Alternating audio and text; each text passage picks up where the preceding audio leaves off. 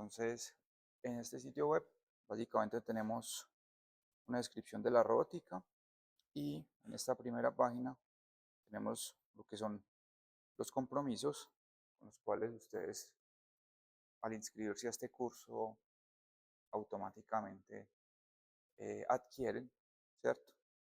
Este es un curso de 3 créditos, lo que significa 144 horas de trabajo durante 16 semanas, o viéndolo de otra forma, son 9 horas de trabajo a la semana. ¿Qué pasó, José? ¿Qué pasó? Listo. Pues normalmente eso es lo que se exige por 3 créditos. Son 9 horas de trabajo a la semana. De esas 9 horas, 3 horas serán guiadas por mí. Los vamos a estar pasando los jueves. Eh, Conmigo también pueden tener asesoría presencial, si lo desean, o virtual por Teams, como mejor prefieran. Aquí tienen un enlace o por aquí arriba también tienen este relojito con el enlace. De esa forma pueden saber mi horario y en el momento o en qué momentos estoy en la oficina para que puedan asistir a asesoría presencial. Listo. También, también pueden escribirme por Teams. Entonces acá tienen el botón directo al chat. Eh, Me pueden escribir por Teams en cualquier momento, cualquier duda que tengan, lo pueden hacer.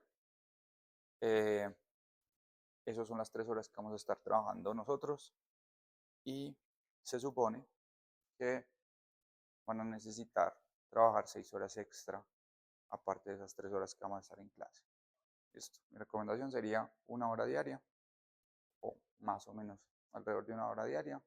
Entre más se paren a lo largo de la semana las jornadas de estudio, el aprendizaje va a ser mucho más efectivo. Estas son recomendaciones de personas que han estudiado cómo se aprende. Eh, entonces esa es la recomendación. Otra recomendación sería que registren las horas de aprendizaje. Eso para que ustedes tengan una métrica y para que también me ayuden a saber si de pronto me estoy excediendo con el trabajo. Listo. Bueno, aparte de eso, eh, quisiera que pues sean muy críticos con su aprendizaje, verificaran constantemente si estamos alcanzando los objetivos del curso, ya los vamos a revisar. Y otra parte importante es la realimentación, es decir, que si hay algo que dentro del curso no esté funcionando o sientan que se puede mejorar, me lo cuenten para que esos cambios se vean reflejados durante el semestre, ¿cierto? Y no esperemos a final de semestre en la evaluación docente, donde también lo pueden hacer claramente, no hay problema, pero si lo hacen antes, pues los cambios pueden ser reflejados este mismo semestre, ¿cierto? Y no esperar a otro semestre donde ya probablemente no estén ustedes.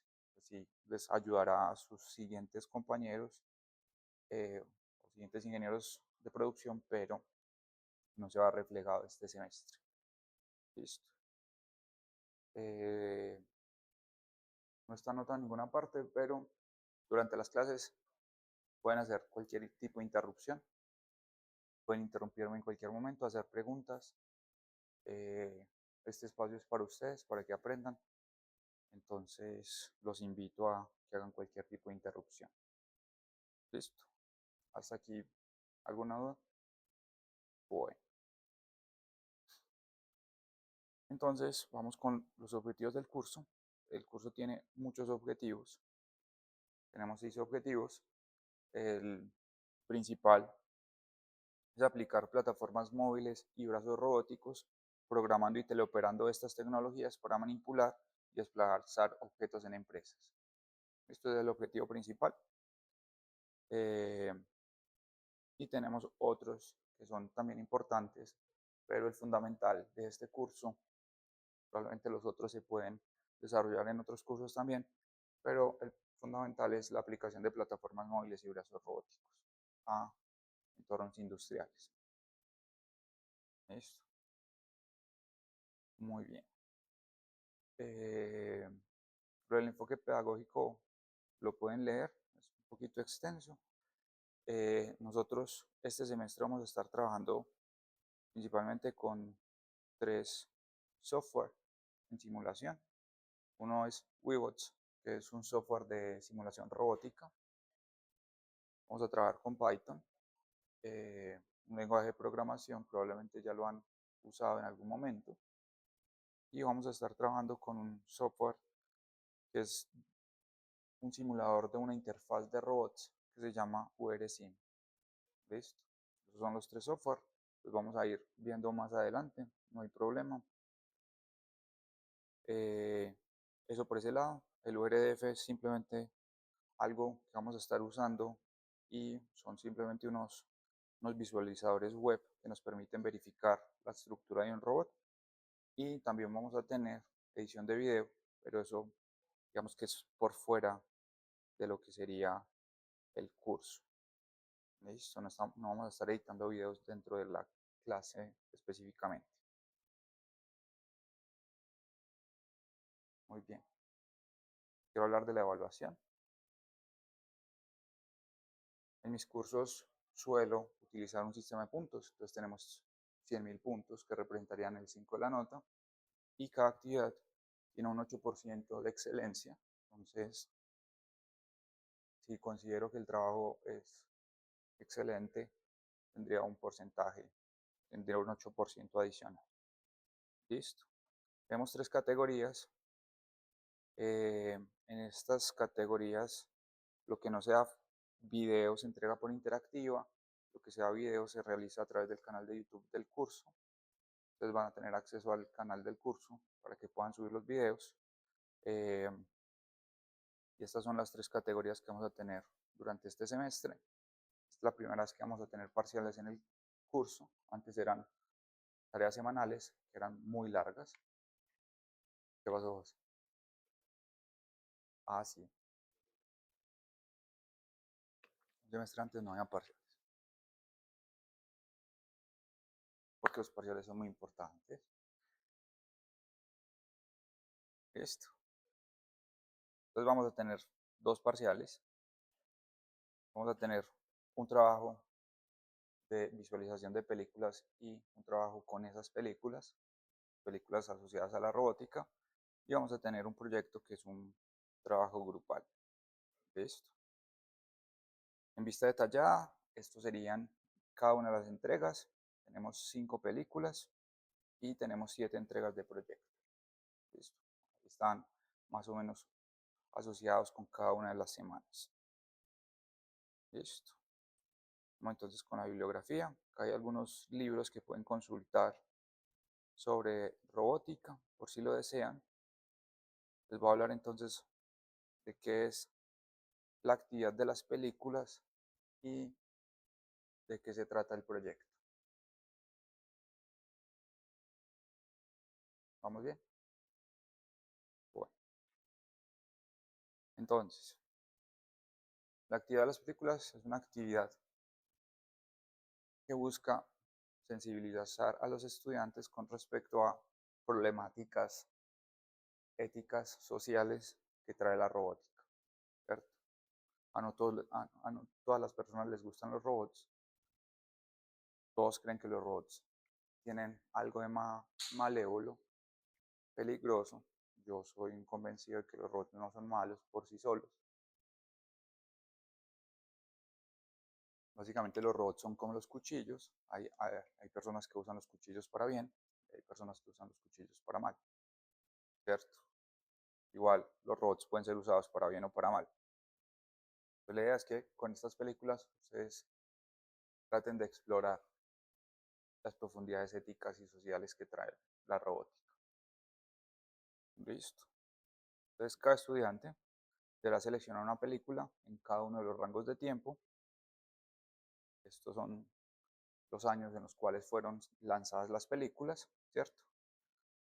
Dentro dentro de esas categorías la película se puede repetir entre dos estudiantes, ¿cierto? Pueden haber dos estudiantes que tengan la misma película o hagan el trabajo sobre la misma película. Entonces, estos son los rangos de tiempos. La película uno va hasta los años 80, son películas, hay algunas que son a blanco y negro, hay otras que son mudas, eh, pero es muy interesante ver, por ejemplo, la primera película de robótica fue, ya casi va a cumplir 100 años, fue en 1927, una película muy extraña, pero que refleja muchas problemáticas sociales actuales, ¿cierto? Para mí la más importante de ese rango es la primera película, por si la desean seleccionar. Luego la segunda película va hasta el año 2000, la tercera película va hasta el año 2010, la cuarta película hasta el 2020 y la quinta película hasta el 2030. ¿Listo? Y tienen un rango de 3 semanas para entregar cada película, ¿cierto? La primera película hasta la semana 3, la segunda hasta la semana 6, la tercera hasta la semana 9, la pueden entregar. Por ejemplo, la primera película puede ser la pueden entregar esta semana o hasta la semana 3. Si la primera película no la entregan en semana 3 y la entregan en semana 4, pues ya no está dentro de la ventana de entregas. Entonces, pues pudieron haber hecho el trabajo, pero este trabajo no tiene puntaje. ¿Listo? Para que respetemos las fechas. Para estas películas, como les dije, hay una restricción de dos personas por película, entonces hay un sistema de reservas. Están las películas. Si la película, si ustedes consideran que hay otra película que sea de robótica que no esté ahí, me avisan y la agrego para que la puedan seleccionar. Por el momento estas son las películas que reconozco que tienen un componente de robótica. Eh, ya les había mencionado esto. Ustedes aquí van a tener la lista también de películas en esta otra página y pueden ver en este momento cómo están seleccionadas, ¿cierto? En este caso, pues la selección es 0 en todas las películas, todavía nadie ha seleccionado. ¿Listo?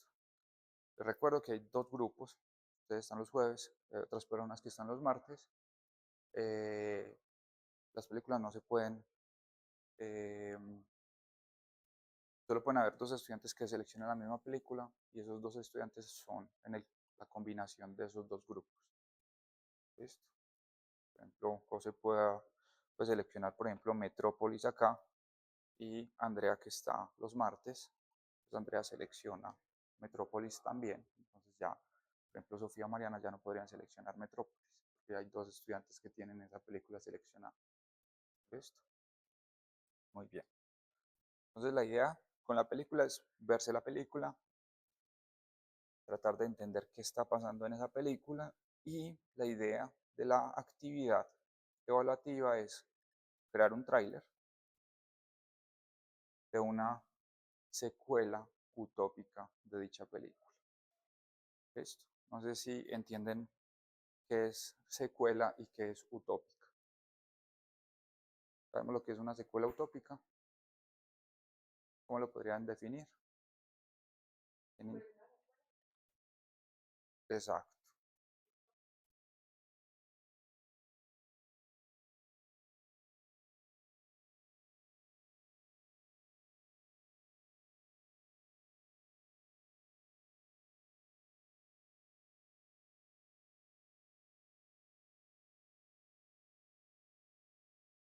¿Problemático? No. La utopía es como el paraíso, ¿cierto? La distopía es el infierno. Entonces, lo que queremos es hacer una secuela como muy positiva, ideal, de lo que pasaría en una próxima película. ¿Listo? De esa película elegida. Y nos vamos a centrar en uno de los robots que aparece en la película. ¿Listo?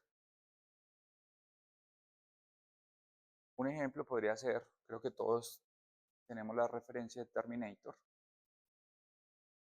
o no, no sabemos quién es Terminator. ¿Cómo? Obvio. Bueno, hay unos que sí. Entonces, Terminator es una película bastante distópica donde los robots quieren acabar con la humanidad. Existe Terminator 1, 2, 3, 4, 5, 6, 7, no sé cuántas hay. Pero si escogen, por ejemplo, Terminator 1, entonces de los robots que hay en Terminator 1, seleccionar uno y generarle una secuela a Terminator 1. Así exista Terminator 2, se le hace una secuela a Terminator 1. Listo. Esa es como la idea. Ese tráiler va a ser en versión short o reel o video de TikTok, ¿cierto? Es un video de 1 a 3 minutos, básicamente 180 segundos máximo, en formato vertical, con una resolución recomendada de 1080 por 1920. Debería ocupar toda la pantalla sin bandas negras, ¿cierto? También hay más detalles en shorts de YouTube y esto es lo que debe contener el tráiler. Básicamente un hook, una presentación inicial, presentación del robot, contraste con el pasado, básicamente qué pasó en la película que se vieron,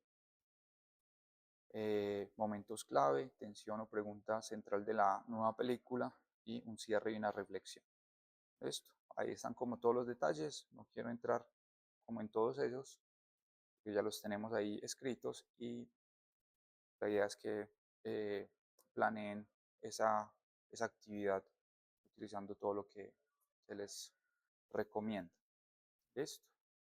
Para la creación, lo que vamos a hacer es utilizar algo que yo llamo reimaginar, que básicamente es crear una versión alternativa de las imágenes propias de la película. Y hay muchas inteligencias artificiales que generan imágenes. Por ejemplo, acá tenemos esta película, una película llamada Yo Robot, donde tenemos un robot que se llama Sony. Esta es la cara de Sony. Y, por ejemplo, usando Gemini, le dije crea una versión anime de esta imagen. Y pues Gemini me genera esto. Si se dan cuenta, se parece mucho. Esta imagen tiene derechos de autor o propiedad intelectual, más que derechos de autor, es propiedad intelectual de Sony, la empresa. Con esta imagen ya puedo generar mi tráiler de una secuela utópica de esta película. ¿Listo? Y lo pueden hacer con una secuencia de imágenes o también podrían utilizar generación de videos para generar videos a partir de esa imagen. ¿Listo? Ya la creatividad es libre. Ustedes deciden cómo quieren generar su historia positiva a partir de la película. Listo. ¿Suena difícil, complicado? Bueno, entonces esa parte es un poquito más para explorar el trasfondo ético y social que tienen los robots en la sociedad. Vamos entonces a hablar del proyecto. Entonces el proyecto se realiza en grupos de 4 estudiantes. Cada equipo selecciona una empresa real. Esto. En esa empresa real lo que queremos hacer es buscar un proceso que sea susceptible de mejora mediante la automatización con brazos robóticos. Esto, vamos a buscar una empresa a la cual le podamos proponer una automatización con brazos robóticos. Esto. Puede ser una empresa de arepas, una empresa, cualquier tipo de empresa, ¿cierto? La idea es que el equipo, un integrante del equipo vaya a la empresa y grabe un video del proceso actual, el proceso que se desea mejorar, y a partir de eso vamos a diseñar una celda de trabajo con un brazo manipulador. Esto, lo de la celda de trabajo con un brazo manipulador, lo vamos a entender a lo largo del semestre. Básicamente es como el puesto de trabajo del robot. ¿Listo? Dónde y cómo va a trabajar ese robot y qué es lo que va a hacer. La idea es optimizar un indicador de desempeño, como la productividad, cuánto producto hace en un periodo de tiempo, o el tiempo de ciclo, es cuánto tiempo se demora haciendo la tarea, o, por ejemplo, si estamos en un proceso de inspección de calidad, es la tasa de defectos, verificar que la tasa de efecto sea menor o la ergonomía, si son procesos que son muy pesados o que pueden lastimar a la persona que los realiza, entonces podemos reemplazar a la persona por un robot para que no tengamos accidentes. Listo. Ese es el trabajo principal. Al final de ese proyecto vamos a también tratar de integrar plataformas móviles, es decir, carros que se mueven solos dentro de la empresa. ¿Listo? Esa es como la idea principal del proyecto. ¿Listo? Encontrar un problema y tratar de ver cómo podemos, con un brazo robótico, mejorar los procesos de esa empresa. ¿Listo? Puede ser la empresa de un familiar, la empresa propia, la empresa del papá, la empresa de los primos, o si tienen algún conocido, pueden conseguir una empresa. O si tienen dificultades con las empresas, pueden preguntarle al jefe de carrera, Mauricio Arias, que conoce un montón de empresas. También nos puede ayudar con eso. Listo. Todos los documentos del proyecto van a ser escritos utilizando una plantilla y esa plantilla eh, va a ser una plantilla en látex. No se preocupen por látex. LaTeX es simplemente un formato de marcación de texto.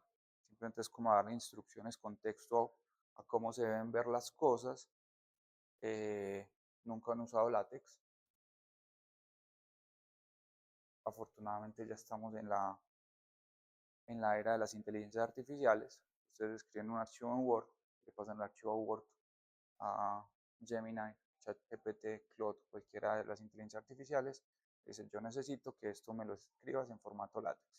Y él te lo entrega.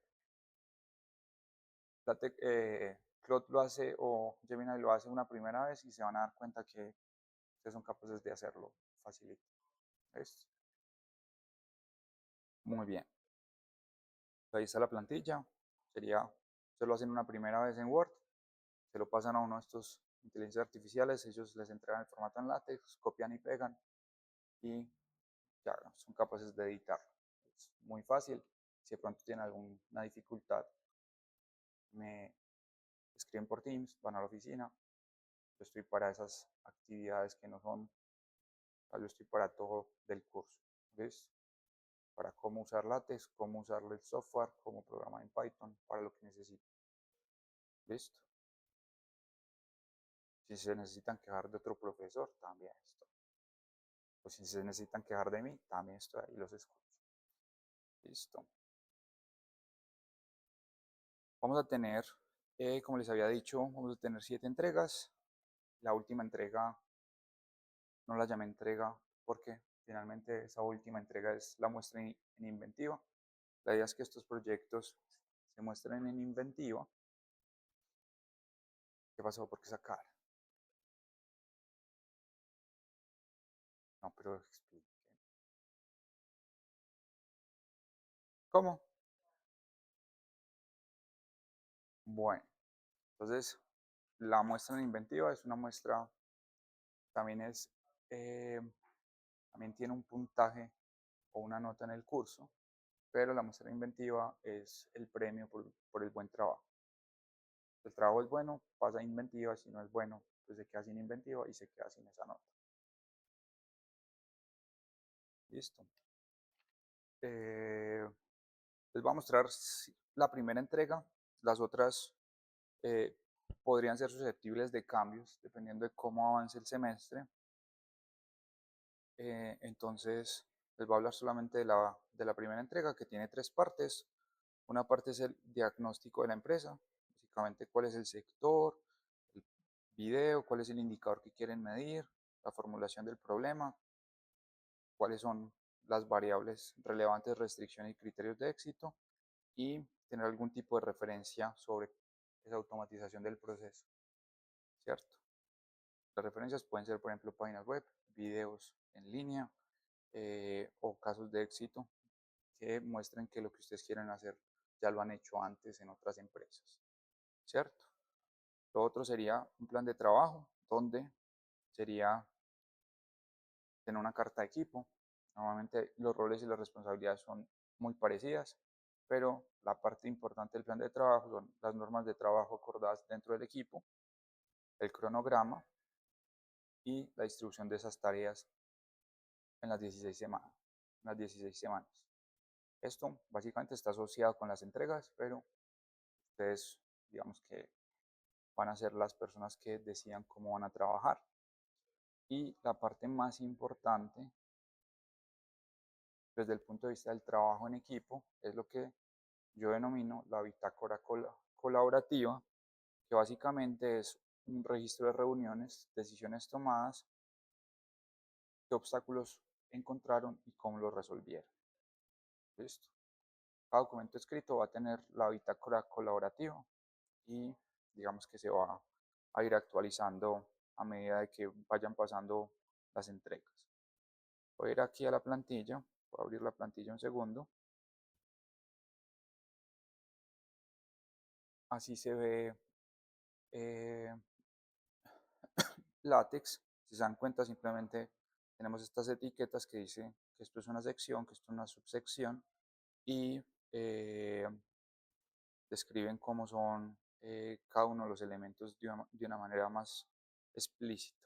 ¿Cierto? Entonces está la fecha de la reunión, quiénes asistieron, cuánto duró, qué se habló, qué decisiones se tomaron y qué obstáculos se identificaron y cómo se resolvieron. Esto. Ya les había mencionado que el proyecto es de 4 estudiantes. Tenemos, ¿dónde están? Los cerré. Tenemos estos estudiantes aquí. Hay 23 estudiantes. Los equipos se pueden conformar por cualquiera de los integrantes. Listo.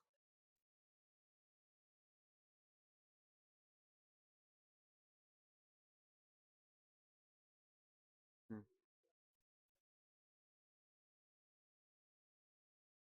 No, 4. Con los de allá, sí. Listo. Máximo 4. Listo. Ese es el número máximo. Límite.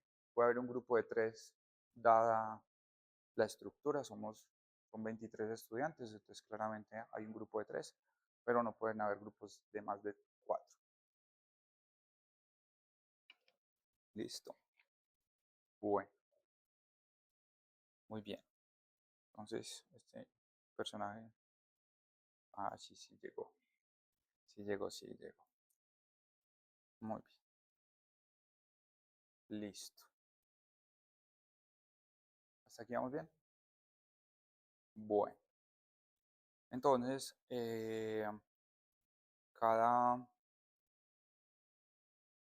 cada semana, aquí tenemos en el sitio web cada semana, la primera vamos a encontrar las diapositivas, luego vamos a tener otra información que es importante que revisen, que no vamos a revisar directamente en la clase, pero que es importante que ustedes revisen por fuera de la clase. ¿Listo? Y si hay preguntas sobre esos elementos, me cuentan. Muy bien. Con esto entonces, eh, creo que estoy terminando lo de la visita. Aquí está nuevamente para lo de las películas. Aquí vamos a tener una carpeta. En este momento está vacía. Es una carpeta pública donde van a aparecer archivos que hagamos durante las clases. Eh, está Teams, está la agenda, que es básicamente para que vean mi horario de disponibilidad en la oficina. Está mi LinkedIn y está el canal de YouTube del curso, donde están otras cosas que han hecho sus compañeros de semestres anteriores. ¿Listo? Lo de las películas se ha mantenido, pero lo que va dentro de la actividad que cada uno realiza es diferente semestre a semestre. Entonces, pueden ver cómo lo hicieron ellos, pero claramente el contenido va a ser diferente a lo que hicieron ellos, a lo que ustedes van a hacer. ¿Listo? Bueno, Muy bien. Entonces vamos a empezar. Ahora sí eh, con la clase. Entonces ya tuvimos la bienvenida al curso, ya tuvimos una presentación de los estudiantes y el profesor, ya vimos el sitio web. Empecemos a hablar de qué es la robótica. ¿Qué creen ustedes que es la robótica?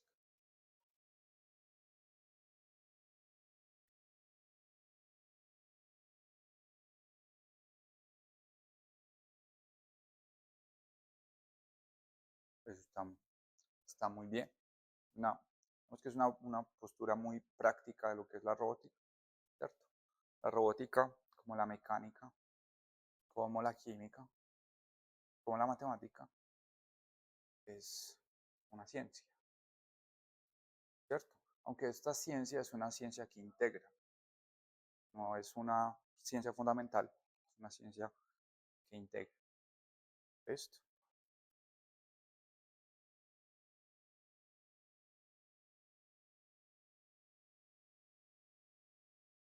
Los parciales, José, cuéntale cómo son los parciales.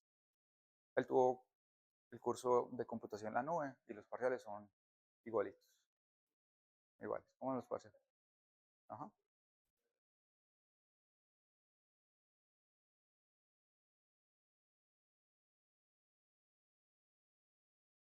2 hojas, 2 hojas. No, no, son 2 hojas. Sí, sí, por la y.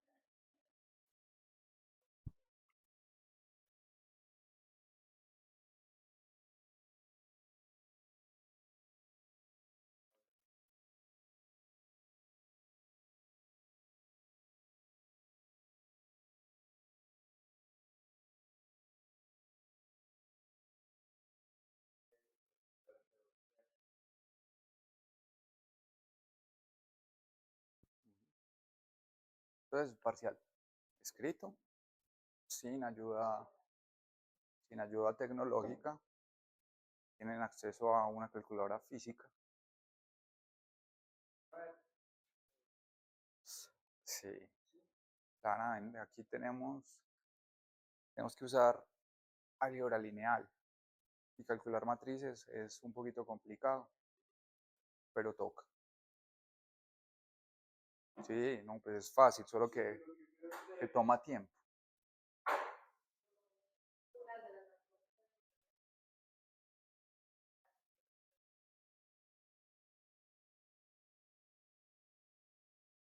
Álgebra sí se aplica un montón.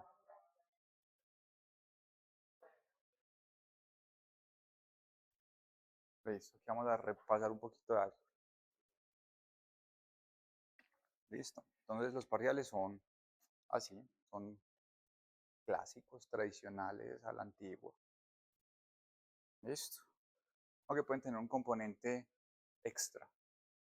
Es decir, se desarrolla una parte acá, ustedes se llevan como un resultado y ese resultado lo simulan o hacen algo con ese resultado. Listo. Pero una primera parte del parcial va a ser escrito para verificar que si tienen, que se han adquirido los conocimientos. ¿Cómo? Una primera y parte fundamental. Semestre pasado.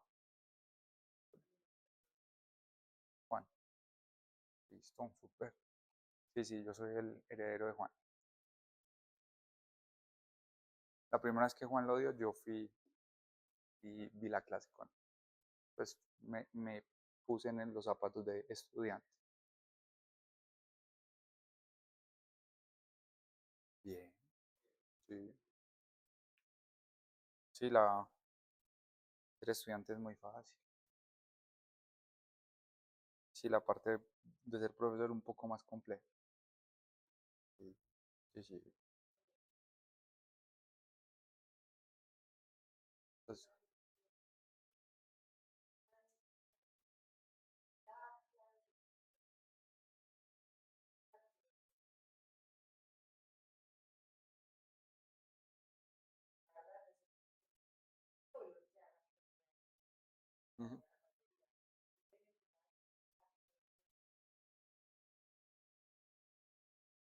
Eso está, pues, cada quien.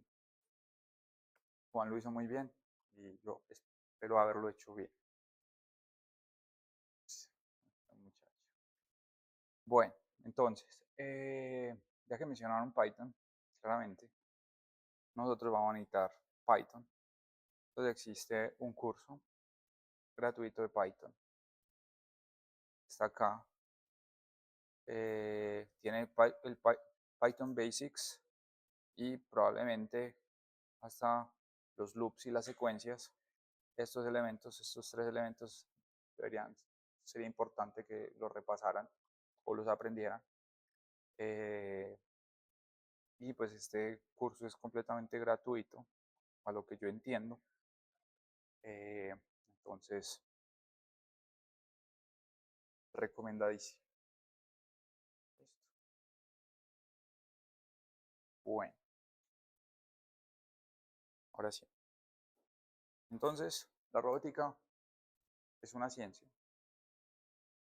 Es una ciencia, llamémosla una ciencia ingenieril. Es muy práctica, es muy desde la integración. Eh, nos sirve para automatizar procesos industriales utilizando principalmente brazos robóticos o también llamados manipuladores.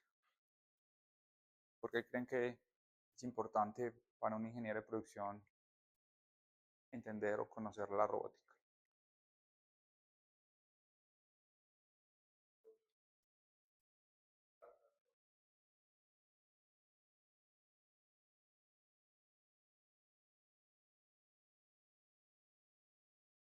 Ujú.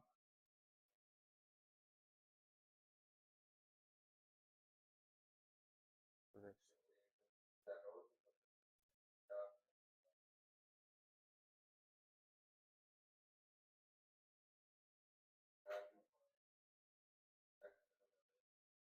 ¿verdad?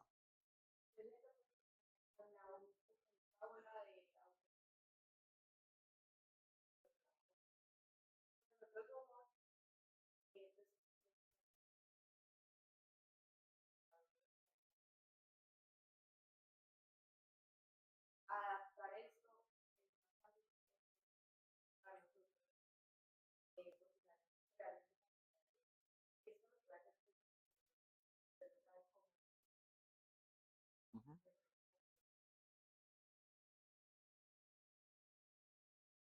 Es verdad, ¿cierto? Normalmente, y después de que mencionó los proyectos, normalmente los proyectos no son de una sola persona, siempre o se recomienda que los proyectos tengan diferentes ingenieros. Eh, como dice Sofía, eh, ustedes tienen la capacidad de identificar o mejorar un proceso, entonces pueden saber dónde es mejor utilizar un brazo robótico o una plataforma móvil. Tal vez, dependiendo del tamaño de la empresa, tengan ingenieros de sistemas o ingenieros electrónicos que tengan habilidades en un nivel más alto de programación, que les puedan ayudar a la programación, pero se van a dar cuenta que las interfaces de programación de robots son muy sencillas. Nosotros vamos a entender el fundamento de cómo funciona un robot internamente desde el punto de vista mecánico y de programación, porque pasar por un curso de robótica y no saberlo me parece difícil, ¿cierto? Pero claramente es importante centrarnos en lo que ustedes pueden hacer, que es explicar y argumentarle a un gerente por qué es buena idea. O también tener el criterio de decir por qué no es una buena idea tener un robot en esa parte de la empresa, ¿cierto? Porque aunque estamos viendo robótica y soy un promotor de la robótica, hay ciertos casos donde no vale la pena. Esto si no vale la pena o si no hay argumentos sólidos de por qué meter un robot, pues no hay que meterlo a la fuerza. Porque también hay ciertas empresas que se van por la tendencia o por la moda y dicen, compremos un robot.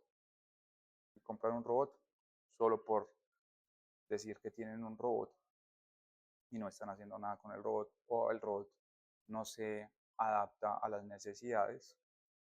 Y ese es otro caso que puede ocurrir, es muy difícil que ocurra, pero que puede ocurrir y es, hay una empresa, tiene un robot, no lo están usando, ¿cómo yo puedo, con el robot que ya tienen, entender el proceso que ellos tienen e integrar ese robot dentro de ese proceso? Listo. Muy bien.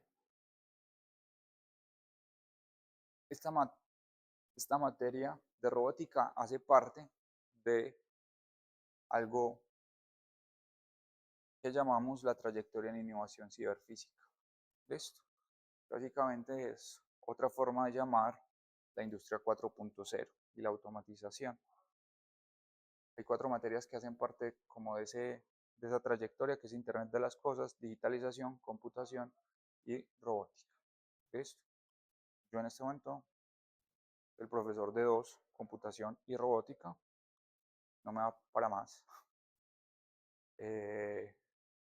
Sería muy chévere poder integrar las cuatro, pero no me da para dar las otras materias. Pero la idea con esto es que ustedes tengan herramientas para poder utilizar las tecnologías en mejora de la industria colombiana. Esto, cada una de estas apoya a la innovación, apoya a la mejora y a la automatización de los procesos. Entonces, hacemos parte de esa trayectoria eh, donde el objetivo es que conozcan las tecnologías y podamos impactar a las industrias con el uso de estas tecnologías. Listo. Muy bien. Entonces dije que robótica era una ciencia, pero que no es una ciencia fundamental, es una ciencia integradora. ¿Cuáles creen ustedes que son los conocimientos que recoge la robótica? ¿Qué conocimientos de base debería tener alguien para hacer un robot, por ejemplo? La programación sí, el IoT no es necesario para los robots están desde los años 80, el IoT apareció en los años 2000, entonces los robots nacieron antes del IoT. Diseño, ¿qué tipo de diseño? ¿Qué tipo?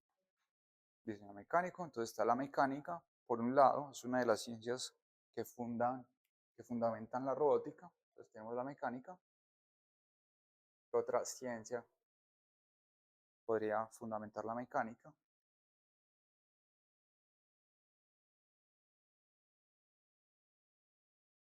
Mencionaron la programación, entonces por aquí está la informática. ¿Qué otra? Hay una parte de la matemática, voy a ponerlo por aquí, matemática.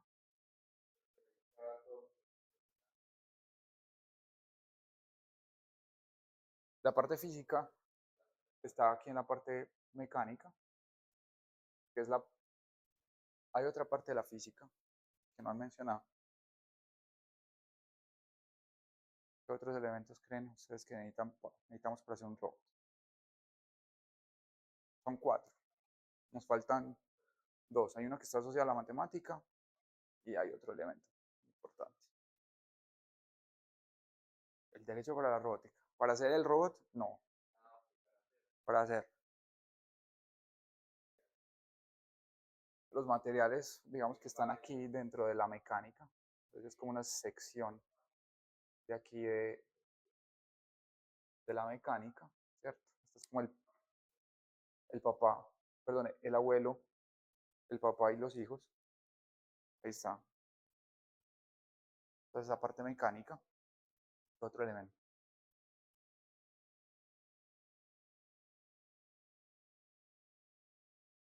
Producción, no. Si abriéramos un robot, ¿qué encontramos dentro del robot? Como la mecatrónica, pero entonces la mecatrónica es la mecánica con la mecatrónica que es electrónica. Sí, sí, mecatrónica. ¿Listo? La mecatrónica tiene un componente de mecánica, tiene un componente de electrónica, tiene un componente de la matemática, que es el control. ¿Listo? La teoría de control es una teoría, una subrama de la matemática, bien grande, bien extensa, que hace parte de la robótica. Entonces, la mecatrónica es como la base de la robótica, porque a la mecatrónica se le agregó la informática y con la informática se transformó en robótica. ¿Listo?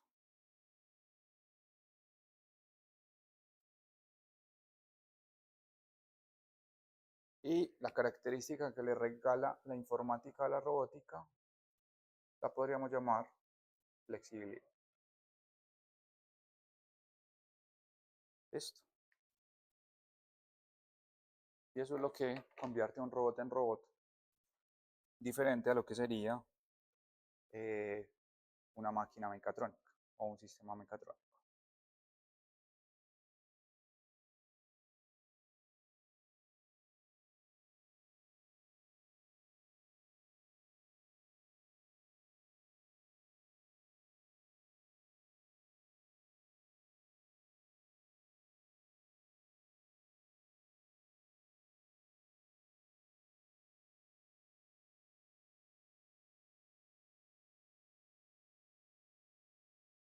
¿Listo? Muy bien. Y una pregunta bastante extraña y es, ¿todo robot es un sistema mecatrónico o todo sistema mecatrónico es un robot?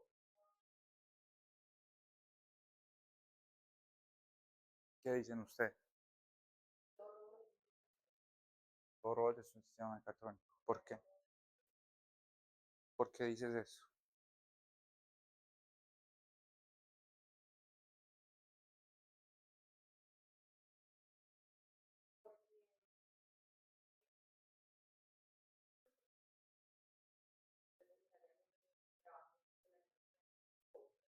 Ujú.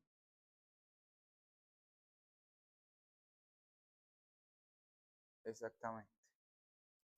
Listo. Recuerden que el robot o la robótica tiene la informática y nos ofrece la flexibilidad.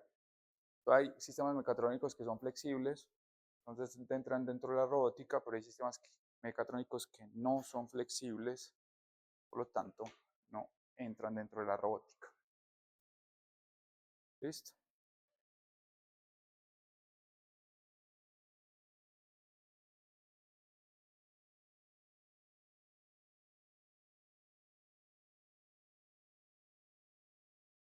Muy bien.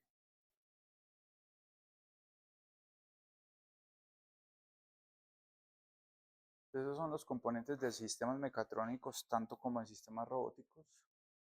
Tenemos tres componentes principales. Esos tres componentes principales son los sensores, el controlador y los actuadores. ¿Listo? Los sensores captan información del entorno, los controladores toman decisiones y el actuador ejecuta acciones.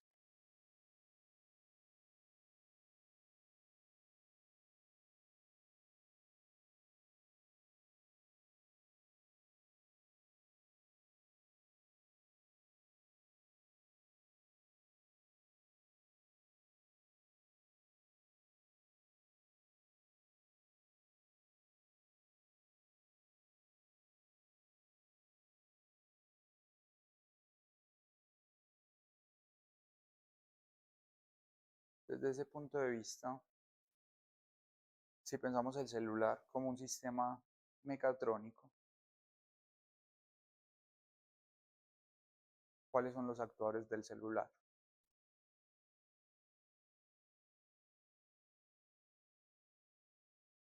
El celular tiene actuadores. Sí, sí tiene, pero ¿cuáles son?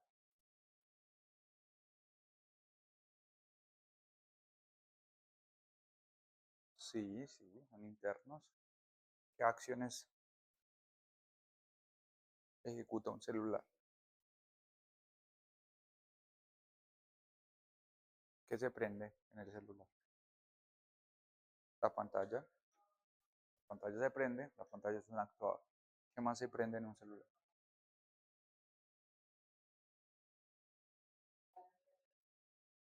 El flash de la cámara es un actuador. Ese se enciende. ¿Qué más?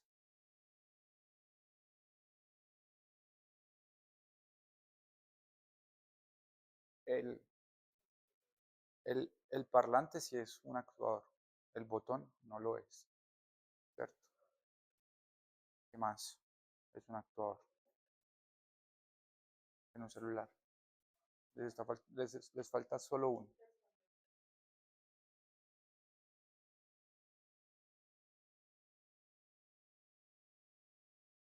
Pero ¿qué acción genera el celular? Porque ahí en ese momento tú eres la que está generando la acción. ¿Qué acción genera el celular?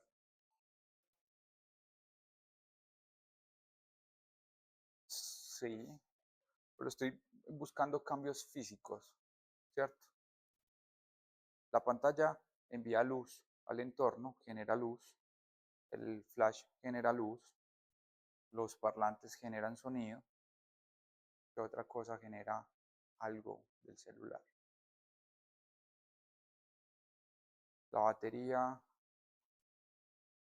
almacena el puerto que hace, pero ¿qué hace él por sí solo?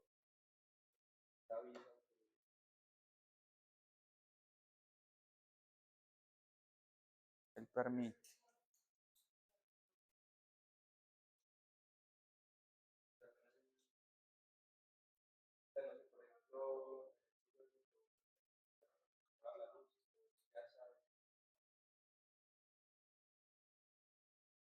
Sale la notificación. Pero ¿quién te envió la ceñita? La pantalla. Entonces la pantalla del actuador. El resto de cosas no actúan. El vibra. El vibra. ¿Cierto? Eso es lo que estaba faltando. El vibra, él tiene un motorcito y ese motorcito genera vibraciones. Entonces, ¿cómo se comunica? Podríamos decir cómo se comunica el celular. Se comunica por sonido, por vibraciones o por luz. Esos son los actuadores. Lo que genera algún cambio en el entorno. Si no genera un cambio en el entorno, no podríamos considerarlo un actuador. ¿Listo? Ahí lo puse como ejecuta acciones, pero también podríamos definir los actuadores como lo que genera cambios en el entorno. ¿Listo? Vámonos con los sensores. Volvamos al celular. ¿Qué sensores tiene el celular? Un sensor de movimiento, sensor de temperatura.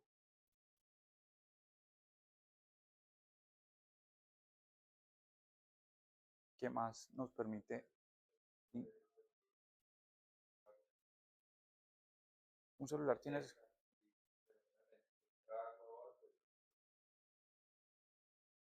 mojado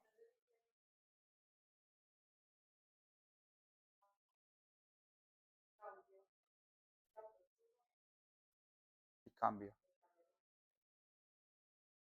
Exactamente. Tiene un sensor de proximidad. ¿Qué más sensores tiene? Sensor de humedad. Hay ciertos celulares. Mi celular no tiene sensor de humedad. Si lo echo al agua, sí. Ajá, exactamente. ¿Qué otros sensores tiene? ¿Cómo recibe información el celular? ¿O cómo se le dan información al celular?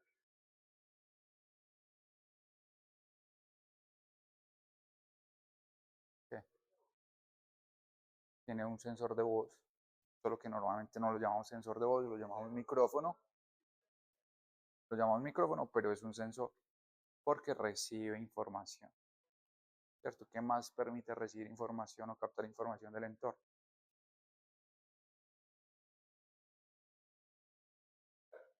Tiene un sensor táctil, ¿cierto? La pantalla tiene un sensor, tiene realmente un arreglo, una malla de sensores que permiten detectar dónde se pone el dedo, que recibe información de la posición del dedo que otro sensor tiene.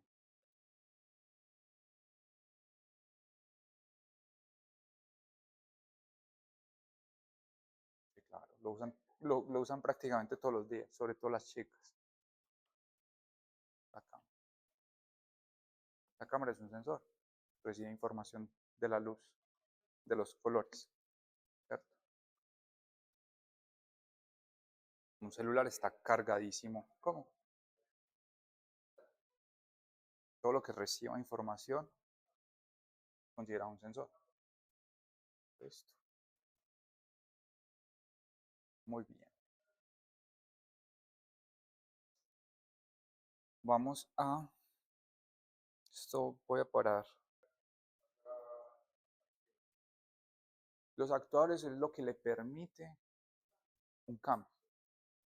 Son los elementos que permiten modificar el entorno. Listo. Tenemos el controlador, tenemos el sensor, tenemos el actuador. ¿Sí? Sí, sí, normalmente sí. Ahorita en un ratico tenemos el descanso. Y luego hay una interacción con el entorno. ¿Listo? Para nosotros el robot básicamente va a estar compuesto de tres elementos. Esto. Para nosotros el robot va a estar compuesto de tres elementos. Un sensor, un controlador, un actuador y un entorno. Esto. Ese es un robot muy caro. Muy, muy caro. Porque normalmente esta parte es muy costosa. Esto. Los sensores son elementos muy costosos. Cada vez son más baratos, pero en general son elementos muy costosos. Listo. Entonces, ¿qué pasó ahorita en la dramatización de José? No había actuado, ¿cierto? Quité esta parte, entonces como quité esta parte, no había forma de llegar al objetivo. ¿Listo? El objetivo normalmente es un elemento que se guarda dentro del robot, dentro del controlador. El objetivo lo da alguien externo, pero se lo guardamos al controlador del robot. ¿Listo?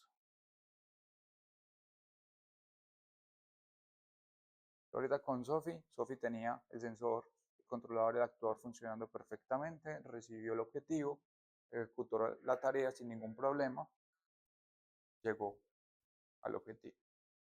Con José tuvimos esta dificultad, que era que no teníamos el actuador. Esto. Bien. Ahora Sofía selecciona a una persona, José selecciona a la otra persona.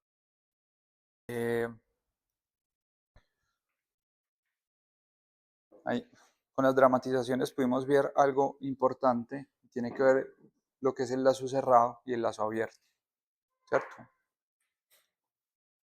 El lazo cerrado está asociado con la realimentación, que nos permite estar constantemente verificando que estemos haciendo las cosas bien para tomar mejores decisiones. El lazo abierto es básicamente tener un robot ciego que hace las cosas como se programan, pero no sabe si las hizo correctamente. Listo. Cada vez, entre más reciente sea el robot, normalmente tiene más sensores. Es importante buscar los sensores para poder buscar robots con sensores para tener unos robots que sean más adaptables a la situación, ¿cierto? Por ejemplo, ahorita en la dramatización, cuando Julián estaba tratando de llegar al borrador, empezó como a patear para usar el sentido del tacto y verificar que sí estaba llegando. Listo. Ustedes como ingenieros de producción ya están siendo, ya han tenido materias de pensamiento sistémico, o creo, ¿cierto? Listo.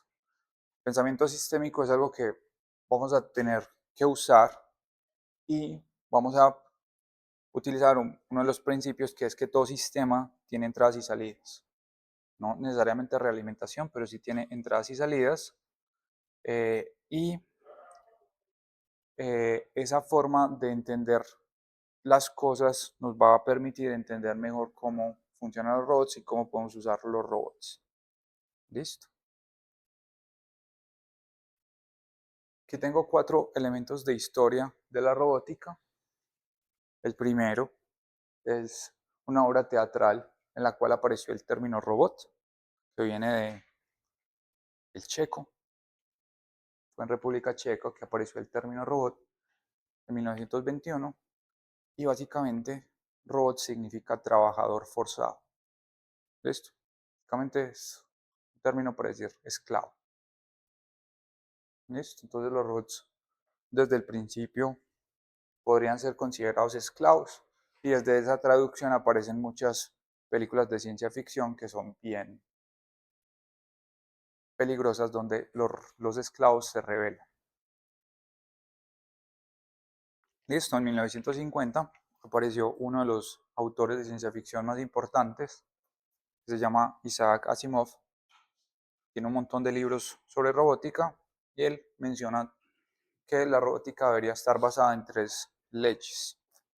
Yo no me las sé de memoria, voy a ir a buscarlas. Leyes de la robótica de Asimov. Son 3 leyes, a ver si las encontramos. Aquí están. La primera ley es: un robot no hará daño a un ser humano, ni por inanición permitirá que un ser humano sufra daño. La segunda ley es que un robot debe cumplir las órdenes dadas por los seres humanos, a excepción de aquellas que entren en conflicto con la primera ley. Entonces, básicamente, él va a cumplir las órdenes de los humanos, a excepción de una orden que diga mate a un humano o lastime a un humano, porque entra en conflicto con esa primera ley. Y la tercera es: el robot debe proteger su propia existencia en la medida de que esta protección no entre en conflicto con la primera o segunda ley. ¿Ves? Estas son leyes eh, que vienen desde la ciencia ficción, libros de ciencia ficción. Algunos de los libros de este escritor han sido convertidos a películas y algunas películas son basadas en los libros de Isaac Asimov. ¿Listo? Entonces, como en todas las tecnologías, vienen del sueño o de la creatividad de las personas y esas ideas o creatividad de las personas terminan volviéndose realidad en cierta medida. En 1959 apareció el primer robot industrial de una empresa llamada Unimate en Inglaterra. Fue el primer robot industrial y después de eso, en los años 80-2000 aparecieron los computadores, los sensores y la IA. Parece muy extraño, pero la IA es una creación de los años 80. Esto. Pues en esa época no existía la capacidad de cómputo para hacerla lo suficientemente poderosa, pero las teorías de la IA aparecieron en los años 80. Como no había suficiente tecnología, suficiente capacidad de cómputo, fueron olvidadas en los años 90 y 2000 y empezaron otra vez a aparecer. En el 2017 apareció GPT, la teoría del GPT, y en el 2022, boom, aparecieron los amigos imaginarios. Listo.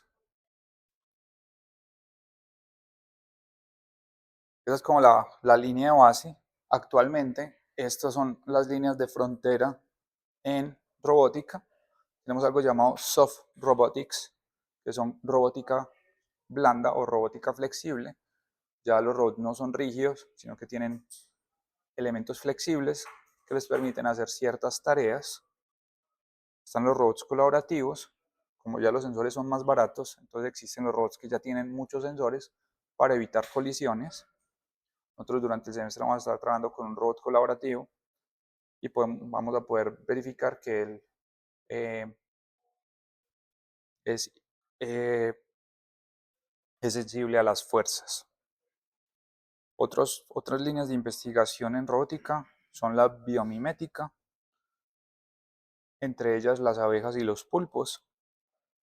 Hay una problemática mundial con las abejas, y es porque básicamente la mayor parte de nuestros alimentos necesitan de las abejas para la polinización. Ellas están muriendo por los niveles de contaminación en el aire, y entonces ciertas universidades como Harvard, MIT, las grandes universidades están desarrollando robots abejas para hacer los procesos de polinización. ¿Cómo?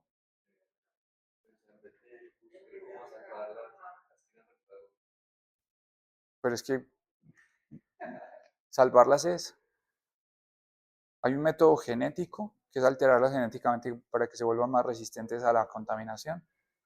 Cambia la contaminación del mundo. Pues si países como Noruega siguen explotando su petróleo, ¿qué vamos a hacer nosotros, los otros países que no tenemos economías fuertes? Tenemos que depender del petróleo, ¿cierto? Si Noruega depende del petróleo y es una potencia mundial a nivel económico, hablando de ellos tienen una economía muy fuerte, como hacen nosotros. Entonces, existen dos caminos. A los que les gusta la robótica, pues tratan de aportar desde la robótica, utilizando robots abejas. Probablemente los de la biología y la genética están en ese camino de hacer una hibridación o hacer un cruce genético para hacerlas más resistentes a la contaminación. ¿Listo? Pero pues cada uno tiene que aportar desde su lado. Los que les gusta la robótica aportan desde la generación de robots abejas. ¿Listo? Y claramente, ya con la inteligencia artificial, se habla de la inteligencia artificial física o el physical AI, que básicamente va a ayudar a que los robots sean más adaptables a diferentes tareas. No sé si conocen algún otro uso de la robótica a nivel actual que les llame la atención o que ustedes conozcan. Listo. Eso es importante. Quiero que al final del semestre todos estemos de acuerdo en esto, que la robótica no reemplaza al ser humano, lo potencia. Creo que va a ser muy importante que al final del semestre lleguemos a pensar con visión crítica y estratégica, entender en qué momentos es bueno tener robots, en qué momentos no es tan bueno tener robots, que hay ciertas tareas que no son necesarias tener robots, y entender que la tecnología es una herramienta de transformación. Listo. Y Colombia creo que está en el punto donde la robótica puede ser importante para la transformación del país. Listo. No sé si por su cuenta o sus padres los invitaron a la reflexión del salario mínimo. Este año el salario mínimo tuvo un salto cuantitativo muy fuerte hacia arriba, ¿cierto? Y eso afecta en gran medida a las empresas. Y al tener salarios más altos, eso significa, esa es una forma de atacar las cosas, ¿cierto? Pero si uno tiene un costo del producto más alto, ¿qué pasa con productos más competitivos? ¿Cierto? Empiezan a absorber parte del mercado, ¿cierto? Si lo que yo hago, si mi botella de agua cuesta 5.000 pesos, si hay alguien que tiene una botella de agua 4.000 pesos y no hay una diferencia cualitativa fuerte entre las dos, pues la oferta, perdón, la demanda va a ir a donde está la oferta y la oferta va a estar en los 4.000 pesos. Si yo no puedo bajar mi precio por debajo de los 5.000, me va a quedar, voy a ir a la quiebra rápidamente. ¿Listo? Pues claramente la robótica ha sido la forma y la automatización, la robótica y la automatización han sido las estrategias que tienen los países desarrollados para ser competitivos. ¿Listo? Y ustedes, 6 que están aquí, más los otros estudiantes del martes, que son 23 estudiantes, entonces es importante que entiendan la importancia y la estrategia de la robótica y qué representa para el país. ¿Listo? Por eso un poco lo del proyecto de la materia, que es cómo podemos impactar positivamente a alguna empresa por en los diferentes grupos de proyecto. Sería una propuesta. Esa propuesta pues se les va a entregar, o idealmente se les va a entregar a las empresas para que ellos tomen decisiones de si la implementan, si no la implementan, ¿cierto? Probablemente ustedes con el trabajo puedan abrir los ojos de que eso es viable o posible y simplemente se pasa a alguien que sí lo pueda realizar para que esa empresa sea más competitiva.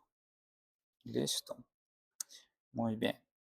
Con esto terminamos la primera parte de la clase del día de hoy. Ahora vamos a seguir con la segunda parte. Es una parte de aplicaciones industriales. Vamos a recorrer algunas de las aplicaciones más comunes en robótica para que tengan ideas de qué podría ser el proyecto. Listo. Normalmente estas diapositivas las tenía en semana 9, pero creo que son importantes empezarlas a revisar desde esta primera semana. Listo. ¿Vamos bien? Listo. ¿Qué son los robots industriales?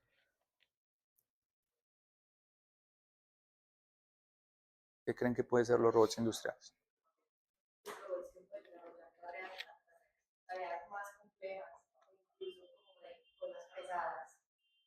Por ejemplo, los que hay que se van a poner las piezas. Exacto, ¿cierto? Entonces, normalmente esos robots industriales tienen 3 tareas o tienen 3 funciones muy importantes. Tienen que ver con la repetitividad. Cuando algo es repetitivo para el ser humano, torna a ser aburrido y se cansa mentalmente. O también aplicaciones de precisión. Cuando tenemos una tarea que necesita mucha precisión, el ser humano puede trabajar con precisión unas pocas horas y después de un cierto tiempo deja de ser tan preciso. Entonces la calidad disminuye cuando, cuando va transcurriendo la jornada de trabajo. O el otro caso que es tal vez el más importante, cuando son tareas de alto riesgo. ¿Listo?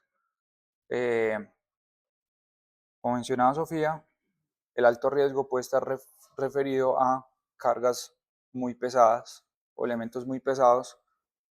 Pues yo físicamente no tengo la capacidad, por ejemplo, de cargar bultos de 40 kilos 8 horas todos los días, o bueno, 6 días a la semana. Y una persona, aunque tenga la capacidad, corre el riesgo de sufrir lesiones musculares o de otro tipo, ¿cierto? Entonces, cuando tenemos los robots en este tipo de tareas, sobre todo repetitivas, precisas o de alto riesgo, vamos a reducir el error humano, vamos a mejorar la velocidad y vamos a mejorar la calidad de vida del personal de producción. ¿Listo? Y claramente esta materia tiene una carga ética moral muy importante que también eh, vamos a poder compensar con un análisis económico, ¿cierto? Ustedes van a ver que en ciertas la mayoría de las ocasiones es rentable para una empresa tener robots y eso mejora la calidad de vida del personal de producción. Listo. Aquí les quiero mostrar este primer video. Esta última parte vamos a ver bastantes videos. Este de acá fue un desarrollo de un estudiante de doctorado para Amazon, donde generó esta pinza o esta garra que permite coger objetos que son muy difíciles de manejar. Esto, por ejemplo, un paquete de dulces es muy difícil de manejar para un robot. Y entonces ellos desarrollaron esa pinza que permite eh, ubicar los paquetes. ¿Listo? Un centro de distribución o un almacén de Amazon es bastante caótico. Los almacenes de Amazon, los objetos son ubicados no por categoría, sino donde quepan. Tiene una estantería, hay un hueco para que quepa un paquete de papitas, ahí van a meter ese paquete de papitas. Esto. ¿Por qué lo meten ahí? Porque el sistema de información que tiene Amazon le permite ubicar el paquete de papitas si alguien pide el paquete de papitas. Esto es caótico para nosotros como humanos que necesitamos tener un sentido de una sensación de control sobre el inventario, pero el sistema de información es capaz de manejar esos inventarios caóticos. ¿Listo? Entonces, Amazon ya tiene un montón de estanterías. Estas estanterías están controladas por estos vehículos autónomos que se desplazan y llevan los objetos hacia donde están las personas para hacer los pedidos. ¿Cierto? En los centros de distribución de Amazon tenemos primeramente dos funciones para el personal. Uno es meter los objetos en la estantería y el otro es recuperar los objetos de la estantería. Ya no hay desplazamiento de las personas, ya lo que se desplaza son las estanterías. Esto. Y ya lo que están haciendo es diseñando esta pinza robótica para que podamos meter cosas en las estanterías fácilmente. No, ellos no los eliminan. Ellos no los eliminan. Lo que están haciendo es mejorando la calidad de vida de las personas. Los robots están diseñados para que metan cosas en las estanterías más altas que generan un peligro ergonómico en el hombro o en las estanterías más bajas que generan un peligro ergonómico en la espalda. Entonces, allá mete robot, acá mete robot, aquí meten las personas inicialmente, ¿cierto? Lo importante de Amazon es que tiene una academia. Todos los trabajadores de Amazon pueden de manera gratuita formarse para roles de más alto nivel técnico y económico. ¿Listo? Un robot no desplaza a las personas, lo que desplaza a las personas son los malos gerentes. ¿Listo? Amazon a todas las personas que se quieren formar los forma. Técnicos de mantenimiento, supervisores, todo lo que quieran, de ahí para arriba. ¿Qué está pasando entonces con las personas en Amazon? Se forman, pueden tener mejores salarios dentro de Amazon o pueden salir a otras empresas donde los van a remunerar más porque ya están formados. ¿Listo? Entonces, digamos que es una forma muy pequeña de ver las ventajas que tiene la robótica para los trabajadores. ¿Listo? Entonces, este es un centro súper automatizado. Se dan cuenta, ella tiene que subir y bajar escalitas para poder alcanzar. Y eso que, como era bajita, este movimiento le va a cansar. Esto ustedes pueden intentarlo un momentico en la casa. Traten de coger, no sé, un paquete de galletas, ponerlo muchas veces. Hacen ese movimiento y van a estar muertos del hombro muchísimo. Listo. Entonces ellos desarrollaron esta pinza. Es una aplicación robótica. Claramente están buscando automatizar la mayor cantidad de cosas, están trabajando con esto. Está muy buena, este video es bastante bueno, explican muchas cosas de las que ya les mencioné, porque creo que es importante que entendamos que los robots no van a desplazar a las personas, son los gerentes los que desplazan a las personas. ¿Listo? Pongamos un ejemplo de una empresa que hace arepas. ¿Listo? Una empresa que hace arepas y es un proceso manual, probablemente, digamos, tiene 5 personas. Para esas 5 personas, no sé, ¿cuánto está el salario mínimo?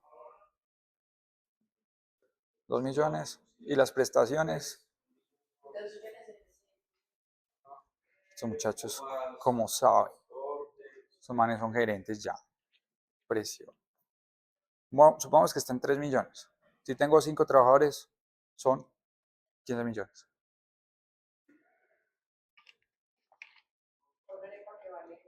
Para una arepa que vale poquito. Eso es mucho, ¿cierto? ¿Cuántas arepas tiene que vender? ¿Cierto? Si nosotros los formamos, les damos unos cargos más altos y automatizamos la empresa, ¿qué está pasando?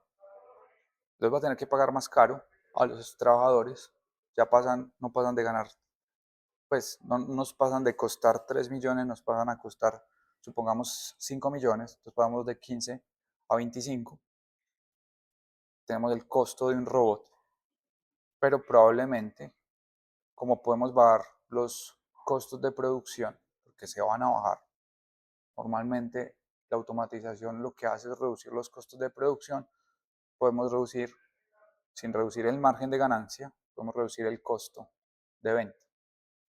Si nosotros somos la empresa de arepas más barata, manteniendo la mejor calidad, probablemente la cuota de mercado no va a ser, digamos, el 1%, podría ser el 10%. Ya ahí pasamos de vender 1 millón de arepas mensuales a pasar a vender 10 millones de arepas mensuales, con los mismos márgenes. Eso es una locura, sí, pero para lo que quiero llegar es que normalmente la automatización mejora los márgenes. Sí, es una locura, pero pues yo estoy inventando los números, pero a lo que quiero llegar es que normalmente la tecnología y el ser humano viven en armonía, han vivido en armonía y van a seguir viviendo en armonía desde que el interés sea ese. Si el interés no es ese, claramente va a ser la esclavitud y la miseria. Bien, antes de continuar con las aplicaciones, quiero hablarles un poco de la clasificación de los robots industriales. Según el tipo de movimiento, vamos a tener 3 tipos de robots. Tenemos los robots cartesianos, que normalmente a esos pocas veces los llamamos robots. Los robots articulados, que son los que normalmente llamamos robots. Y están los robots cilíndricos. ¿Listo? No sé si recuerdan cálculo, que teníamos coordenadas. Teníamos coordenadas cartesianas, cilíndricas y esféricas. Entonces, dependiendo de cómo se mueve un robot, podríamos categorizarlo en ese tipo de articulaciones. ¿Listo?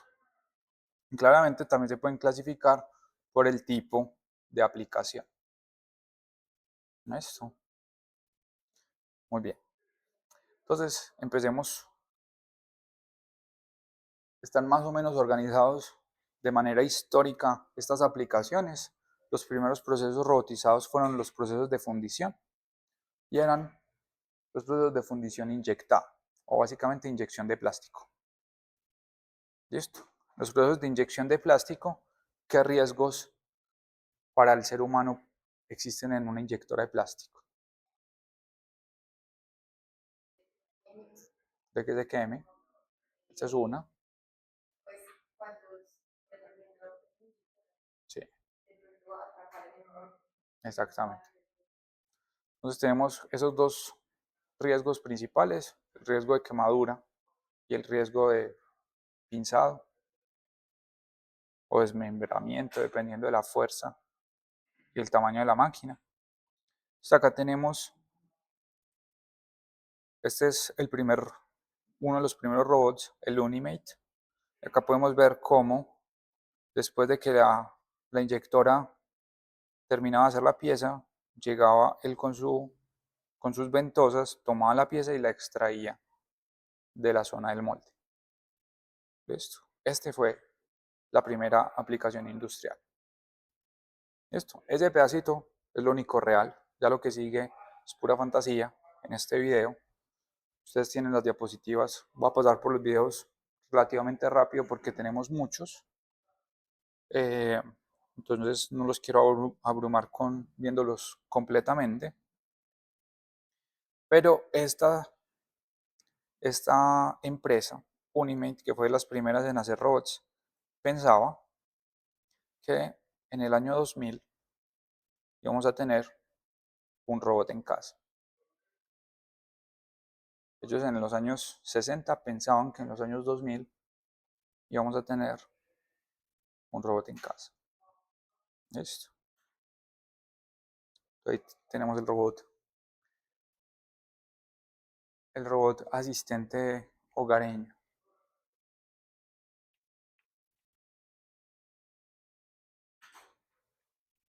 Muy bien. ¿Quién de ustedes tiene un robot en casa? ¿Cómo? Bueno, al menos tienes un robot aspirador. Ese es el primer robot que llegó a la casa. Alexa no, es un asistente. Por esto, recordemos que un robot tiene componentes físicos, sobre todo actuadores. ¿Listo? Actuadores de movimiento, principalmente. Alexa tiene un parlante, pero no podríamos considerarla un robot.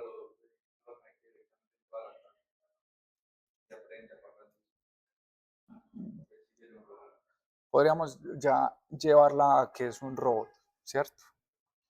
La definición de robot es, o la clasificación de algo como robot o no, es bien difusa. No vamos a poder llegar siempre a un acuerdo, ¿cierto? Cada uno puede tener una definición cercana. Podríamos decir, por ejemplo, que un celular es un robot porque tiene todos los componentes, pero muy pocas personas van a llamar a un celular robot. ¿Listo? Normalmente implica un movimiento y un cuerpo para que sea un robot. Listo. Entonces, eso era en 1967, grabó el video.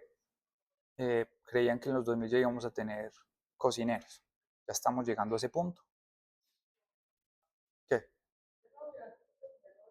Sí, sí, sí, ya hay robots que cocinan. No en las casas, pero ya hay robots que cocinan. Ya ahorita, al final, el último video les va a mostrar un robot que hace pizza. Listo. Y entonces tenemos otro robot para la inyección de plástico. Este es un robot de qué tipo de movimiento.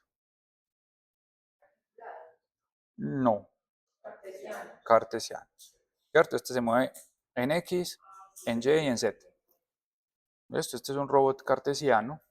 Esta es una máquina de inyección de plástico. El de acá, este es un robot esférico que tiene dos rotaciones en la parte de la base y luego tiene una extensión. ¿Listo? Entonces tiene ángulos y tiene un radio. Listo. Esta clasificación la vamos a ver más adelante. Claramente el primer usuario o la primera industria usuaria de la robótica fue la industria de los automóviles y los primeros robots que usaron fueron los robots de soldadura. Listo.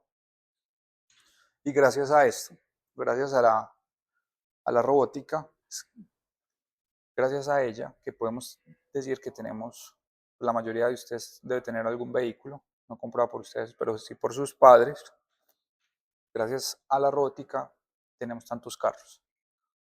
O para los que no les gusta el tráfico, por culpa de la robótica, tenemos tantos carros. Esto, si no hubiera sido por tener estos robots, los costos de manufactura de un carro serían excesivamente altos. Listo. El primer elemento eh, en la industria automotriz fueron los robots de soldadura que soldaban los chasis de los carros. ¿Por qué creen ustedes que empezaron con la soldadura?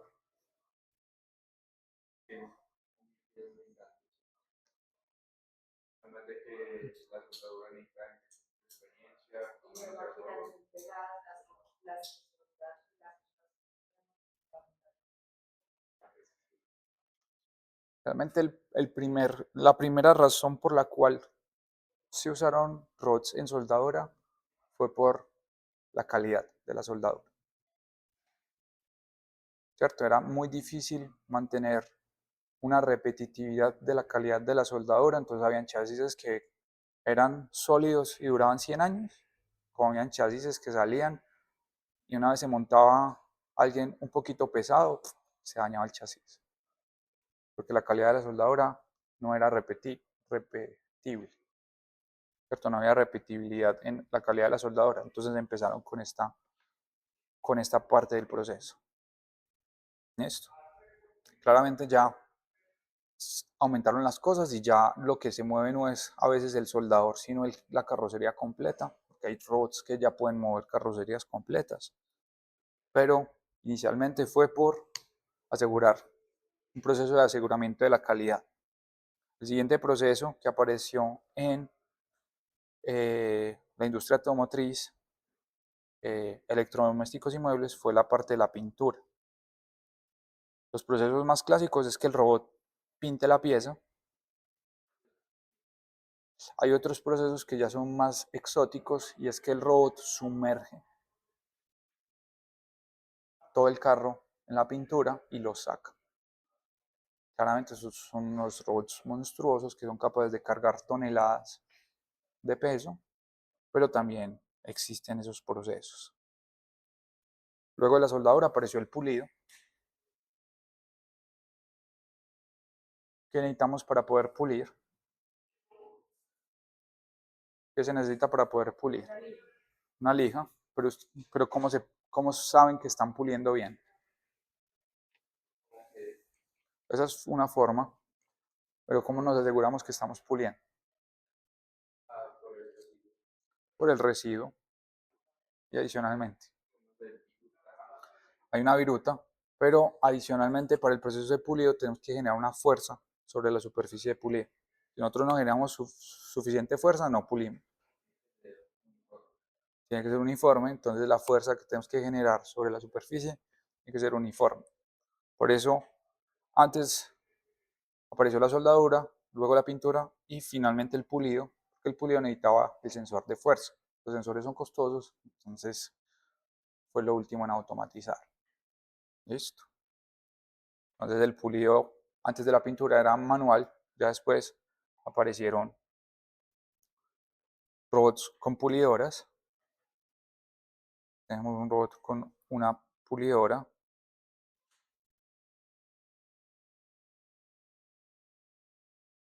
que hace pues diferentes patrones para pulir esto.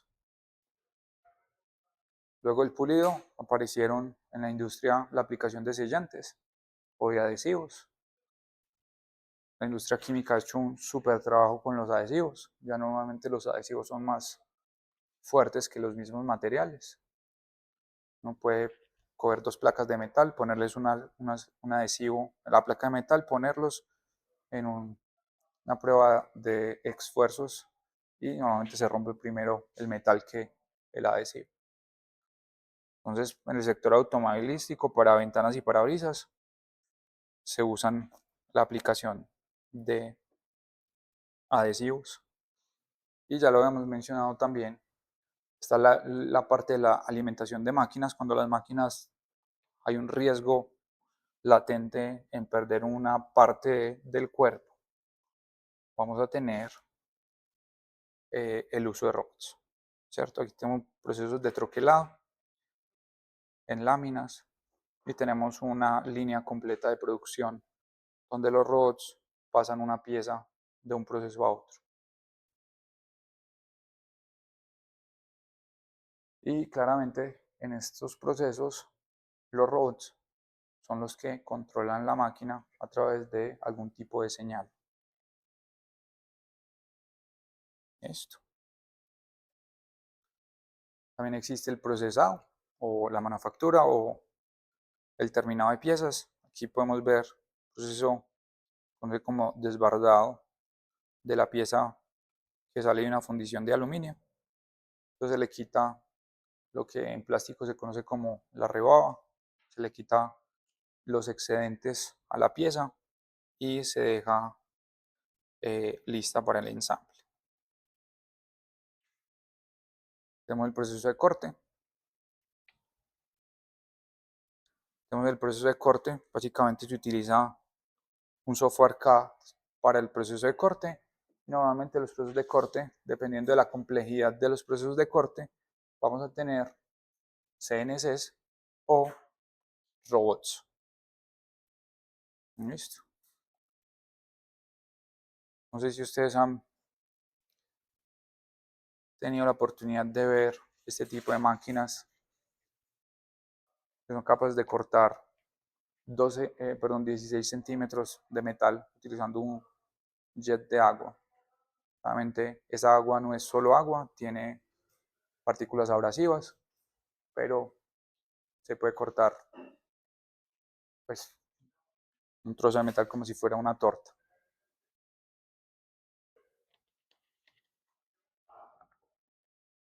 Listo. Obviamente está el proceso de montaje o de ensamble y el proceso de paletizado. En los procesos de paletizado, claramente el problema es la ergonomía o la cantidad de esfuerzo que una persona debería hacer durante un día o durante una jornada. Podemos tener un robot empacando, creo que en este video son bultos de 30 kilos. Estar paletizando bultos de 30 kilos todo el día, pues yo no, o sea, yo no tengo enemigos, pero si tuviera enemigos, ni siquiera a mis enemigos los desearía poner a paletizar bultos de 30 kilos. Listo. Acá hay un proceso semiautomático de llenada de bultos y tenemos un robot con la herramienta correcta que es capaz de coger el bulto y eh, hacer el proceso de paletizado.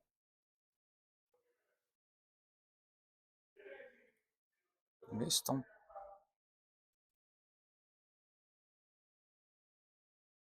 Y tenemos un proceso y tengo un ejemplo en la memoria muy importante, sobre todo para los usuarios de iPhone. iPhone en los años 2000, más o menos 2014, 2015, estaba teniendo problemas de calidad con las piezas que estaba haciendo porque cada vez requería mejores tolerancias en el proceso de fabricación de las piezas con el ensamble. Tiene diferentes piezas que se ensamblan, entonces la tolerancia entre las piezas estaba generando problemas porque no estaban encajando, o a veces quedaban muy flojas o a veces no entraban por el proceso de precisión. Entre menos tolerancias queramos en una pieza, más costoso va a ser el proceso. Esto lo que decidió iPhone en ese momento fue bastante inteligente y es que lo que hizo fue coger cada pieza y medirlas utilizando un brazo robótico. Entonces tenía la pieza, medía la pieza perfectamente con el brazo robótico. Lo que hacía era simplemente hacer un match entre una pieza que mide 10 y una pieza que mide 10. Si las dos piezas miden 10 van a entrar perfectamente.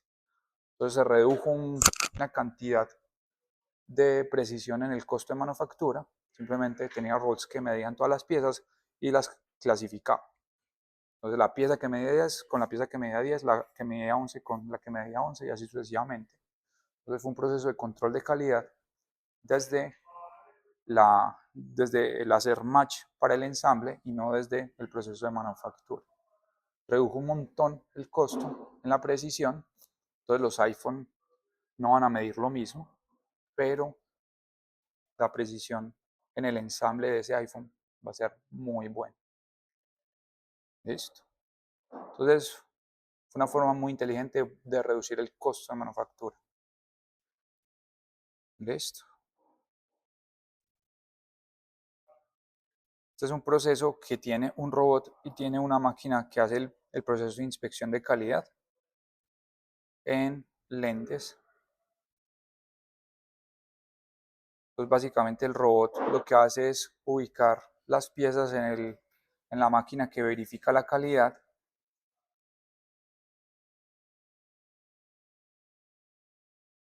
y simplemente verifica la calidad. Si la pieza pasa la verificación de calidad, la pone en la posición correcta para que sea ensamblada o enviada, y las que no pasen la verificación de calidad, pues las desecha o las reprocesa. ¿Listo? Bien. Chicos, ustedes saben que es una sala blanca. ¿No han escuchado de eso? Mm.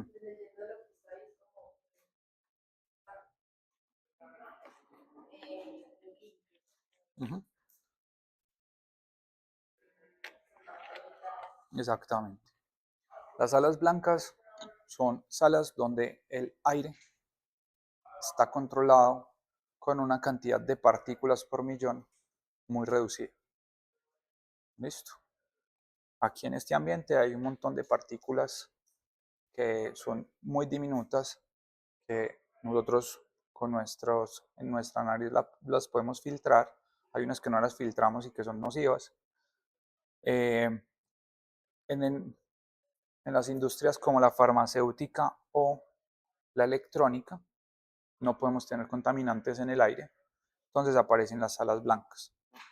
Esto para que un humano entre a una sala blanca, hay un proceso de limpieza muy exhaustivo y hay ciertas salas blancas que tienen un nivel de partículas tan reducido que no pueden entrar los humanos.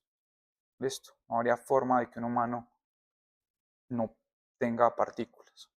Entonces, para este tipo de espacios, lo más fácil es usar un robot que va a estar todo el tiempo adentro y que no va a estar ingresando partículas a ese espacio. Aquí en este de aquí es un robot cilíndrico. Este robot está manipulando lo que se conoce como una oblea de silicio. En estas obleas de silicio se imprimen los circuitos para los celulares, el microprocesador, la RAM, todos los componentes electrónicos se imprimen en estas obleas de silicio. Estas obleas de silicio son más delgadas y más frágiles que las obleas que nosotros consumimos. Esto. Yo normalmente quiebro las obleas cuando las tengo en mi mano pesada. Esto para un ser humano es muy difícil de manipular y claramente el espacio controlado donde deben de estar estas obleas de silicio es impresionante, entonces solo, solo da para que los robots estén ahí. Esto no hay otra forma. Esto. Está también la otra aplicación que es la manipulación. Dentro de la manipulación aparece un robot con una estructura diferente que se conoce como un robot delta. Estos robots son muy rápidos.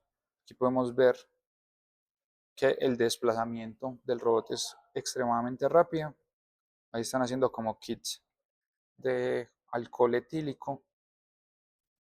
Acá lo podemos ver en mayor detalle. Este es un robot que se mueve extremadamente rápido y lo más interesante del robot es que la mayoría de partes mecánicas están en la parte de arriba. Toda la parte de abajo se puede limpiar fácilmente. Entonces, por ejemplo, para industrias como la alimentaria, se usa bastante. Listo. Este es un robot eh, de investigación. Este no tiene aplicaciones reales, pero este es un robot que se conoce como un robot paralelo por cables. Y este robot alcanza velocidades de 6 metros por segundo y aceleraciones de 10G. Esto es un robot bastante rápido, pero claramente este es solamente para mostrarles. Listo. Conclusiones.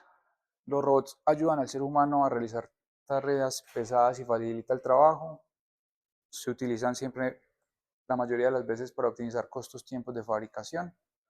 Hay una organización llamada la IFR, que es la Fundación de Robótica Internacional,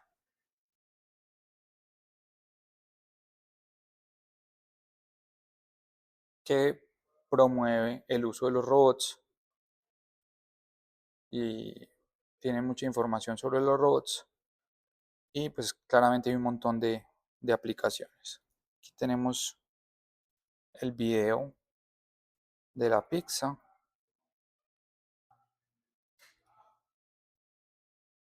Este ya es una pizzería real que tiene 3 robots que hacen todo el proceso de la pizza.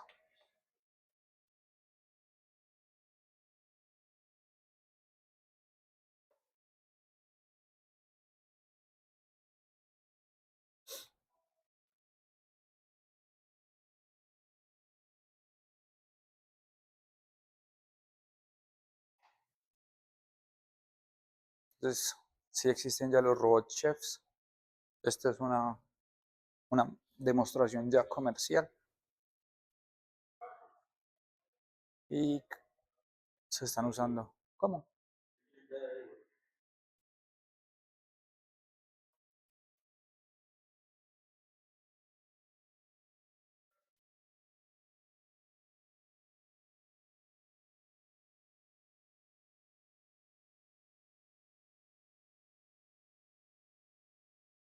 Claramente todo el restaurante está pensado para la operación de los robots y está básicamente, puede ser un restaurante 24/7. Para lo único que se necesita en este caso los seres humanos es para el restock, para volver a llenar los inventarios eh, y el mantenimiento.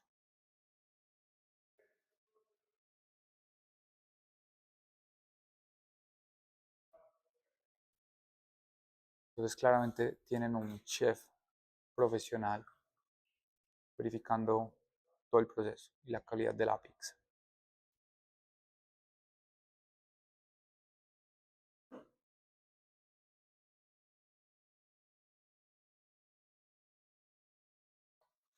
Listo. Las aplicaciones es lo que hay. Realmente no, no puse el video, pero ya ahí eh, lo vi ayer, ya en Estados Unidos, en los restaurantes de comidas rápidas, ya tienen robots que hacen el proceso de fritura. Entonces, toda la parte de frituras que pues es de alta temperatura, hay peligro de salpicadura con aceite hirviendo, ya lo están haciendo también robots. Y están utilizando un modelo por suscripción. Esto. Básicamente el restaurante paga $3.500 por todo el sistema de fritura. Que pues en Estados Unidos, $3.500, básicamente nada. Y tienes básicamente un robot que te frita 24/7 todo lo que quieras. Listo. Entonces ahí tenemos un brochazo de aplicaciones. Esta parte se torna un poquito repetitiva, lo lamento mucho, nada que hacer. Ahí tienen para inspirarse en su búsqueda de la empresa, en su búsqueda del proceso que podamos automatizar. Puede ser tan loco como un restaurante, ¿listo? O tan clásico como un proceso de soldadura, ¿listo? Recuerden entonces, muchachos, son equipos de 4 personas máximo. Habrá un equipo que tenga solo 3 estudiantes por el número de estudiantes que hay en los dos grupos. Cualquier cosa que necesiten, voy a estar